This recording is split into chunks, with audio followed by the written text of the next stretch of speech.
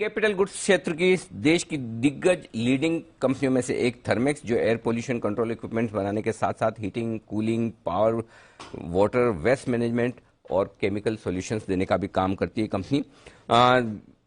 देश में 10 और विदेश में 4 मैन्युफैक्चरिंग प्लांट, 14 प्लांट्स हैं कंपनी के पास में और 30 से ज़्यादा देशों में 30 से ज़्यादा इंटरनेशनल ऑफिस है और 88 से ज़्यादा देशों में कंपनी की प्रेजेंस है।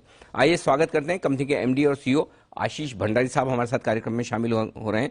अप्रैल 2020 से आपने जॉइंट एमडी के तौर पर पदभार संभाला है और पढ़ाई के लिहाज से देखें तो आईआईटी बॉम्बे से आपने बीटेक किया है, ड्यूक यूनिवर्सिटी से एमबीए किया है और 30 साल से ज़्यादा का पूरी दुनिया भर में इस स्पेस का आपका गहरा अनुभव है। भंडारी साहब, बहुत बहुत स्वागत है आपका। धन्यवाद सर समय देने के लिए और अपने नतीजों के लिए हमारे साथ जुड़ने के लिए। एक बार मैं पहले नतीजे हमारे दर्शकों को बता दूं। साल दर साल अगर आप देखेंगे तो आय में लगभग 15% की बढ़त आई है, लेकिन कामकाजी मुनाफा 24% घटकर आया है, मार्जिन 10% से घटकर रहे हैं 7% और इसी वजह से मुनाफा 5% घटा है।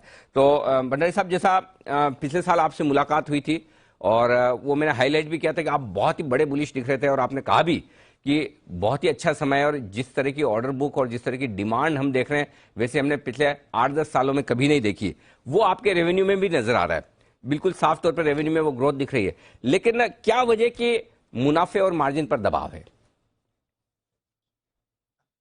अनिल, सबसे पहले नमस्ते और धन्यवाद आपके शो पे लाने के लिए। ये मार्जिन्स के लिए काफी मुश्किल क्वार्टर था एंड वो नंबर्स में भी दिख रहा है। दो चीजें जो प्राइमरी इफेक्ट थी, एक तो जो पदार्थ हैं, कमोडिटीज, उनका इम्पैक्ट जो कि थोड़ा बहुत पता था। स्टील प्राइसेस बढ़ रहे थे, काफी कुछ हमने हमारे प्राइसिंग में ऑलरेडी इनकॉर्पोरेट किया था।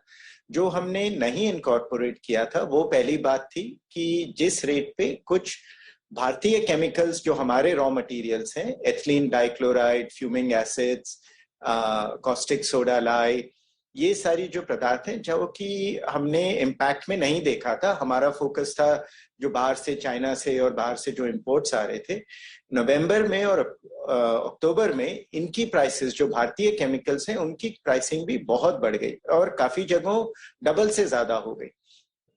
तो उन सब का एज एन एग्जाम्पल इम्पैक्ट आया। काफी जगह जो स्टील प्राइसेस, एल्यूमिनियम प्राइसेस था, उनका भी एक इम्पैक्ट आया। तो इन सब से थोड़े से ज्यादा फर्क पड़ा रिजल्ट्स में। जो दूसरा इम्पैक्ट था वो था कि जब अक्टूबर में कोल का जो जंप हुआ था, उसकी वजह से काफी जो हम बायोमास सप्लाई करते हैं, जब कोल की कमी हुई देश में, बहुत सारे सप्लायर सडनली बायोमास ढूंढने लगे।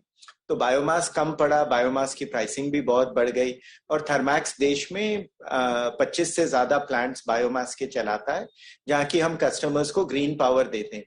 तो उन बिजनेसेस पे भी एज एन एग्जाम्पल इम्पैक्ट आया। तो अक्टूबर नवंबर ओवरऑल ऑपरेशनली बहुत चैलेंज्ड महीने थे। दिसंबर से थिंग्स वापस से नॉर्मल होने लगी एंड होप एंड एक्सपेक्टेशन है कि कमोडिटी प्राइसेस हाई रहें, चाहे फ्लक्चुएशन थोड़ा कम रहे, तो अर्निंग्स में भी स्टेबिलिटी आएगी। फोकस अब क्लियरली ऑपरेशंस पे है। परफेक्ट। तो आप दो चीजें, एक मार्जिन और दूसरा आपके रेवेन्यू डिमांड के लिहाज से। तो आप मार्जिन में करें कि अब थोड़ी स्टेबिलिटी आ रही है। डिमांड साइड पर क्या सीन है सर? डिमांड स्ट्रांग है, एकदम मजबूत है? ऑर्डर बुक कैसी? डिमांड तो आप देखेंगे ऑर्डर्स भी 50% से ऊपर है। उसमें एक बड़ा ऑर्डर है, पर पिछले साल भी एक बड़ा ऑर्डर था। तो करीब जो हमारा बैकलॉग होगा 8,000 करोड़ से ज्यादा जब हम ये फाइनेंशियल ईयर खत्म करेंगे, जो कि सब्सटैंशियल बैकलॉग है।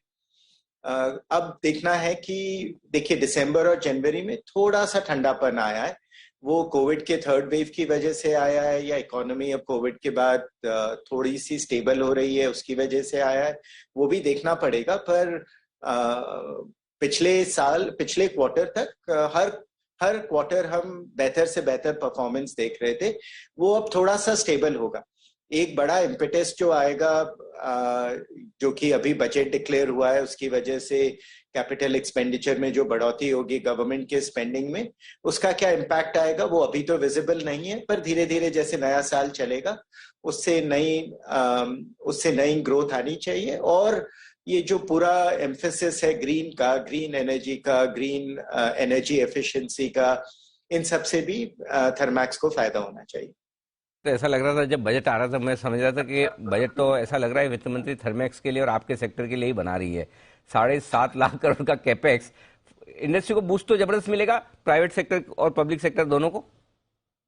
आई थिंक देखिए, अभी तक जो ऐसा हमने देखा था कि गवर्नमेंट कोविड टाइम्स में भी अच्छी स्पेंडिंग कर रही थी, प्राइवेट एक्सपेंडिचर थोड़ा कम था, या कंपनियों की का बैलेंस शीट बेटर हो रहा था, प्रॉफिट्स अच्छे हो रहे थे, कैश बेटर हो रहा था, पर कैपेक्स स्पेंडिंग फिर भी थोड़ी कम थी। अब देखना है कि वो प्राइवेट कैपेक्स स्पेंडिंग बढ़नी चाहिए, ये सबका अनुमान है, पर ये जब हम जमीन पे देखेंगे तब कह सकते हैं कि प्राइवेट एक्सपेंडिचर बढ़ रहा है।